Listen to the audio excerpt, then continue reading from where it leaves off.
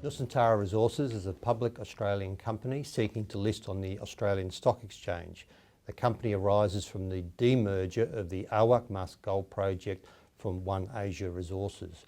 The Awak Mas Gold Project is located on the island of Sulawesi in Indonesia and features a sizable 1.74 million ounce gold resource. The resource was initially discovered in the late 1980s and it's had several phases of work completed on it, and that also includes several phases of feasibility work. The company has strong support from the likes of Lion Selection Group, who are a cornerstone investor arising from the demerger of One Asia, but will also be contributing nearly $5 million into the IPO. We've already had commitments for the IPO of some $13 million of the minimum subscription of $15 million, and we're seeking to raise between $15 and $20 million. Nusantara already enjoys a substantial gold mineral resource. In fact, that mineral resource is some 1.74 million ounces.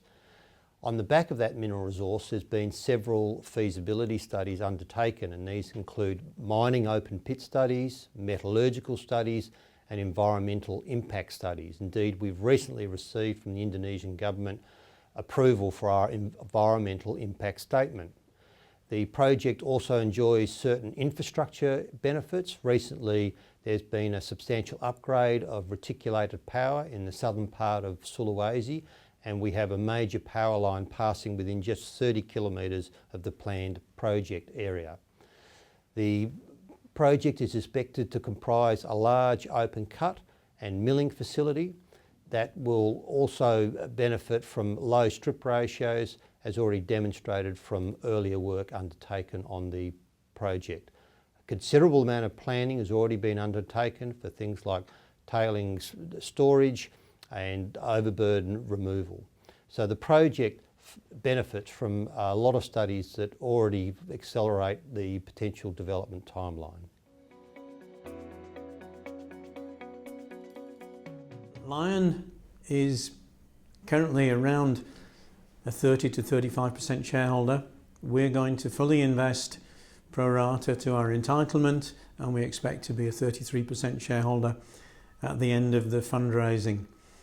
The reasons that we are very happy to continue investing here are, first of all, that this is a great deposit and we expect that it's going to be low cost, and the previous feasibility has shown that we should be in the lower area of cost in terms of world production, thanks to high recovery, low strip ratio and very continuous mineralisation. So technical risks are relatively low. We believe that we can finance this project and we can then add other projects to development of Nusantara as a company as time goes by. So we see that from this start we can grow a gold business that's going to rival some of the mid-sized gold companies around the world, and hopefully the larger ones later on.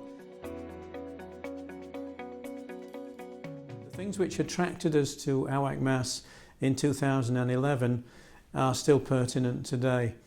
It was a large body of mineralisation. The main Awak Mas mineralised area, if you put a pit shell around the mineralised zone, you have a pit which is almost 2 kilometres long by more than 1 kilometre wide.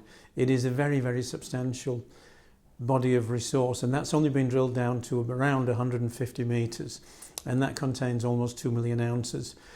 The surrounding area is extremely prospective for other deposits, and there's around 10 kilometres of strike where you have the same geology.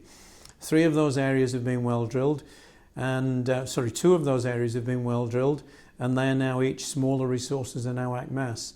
But there are many, many other projects which should be drilled and have been trenched or geochemically sampled at surface that look very similar to Awak Mas. And so not only do we have 1.7 million ounces in an existing resource, but we are confident that we're going to see some rapid increases in that. So the second thing that attracted us was an extraordinary individual, and his name is Boyke Abidin, and he's the Indonesian president and has been associated with Awak Mas for the last 17 years, since year 2000.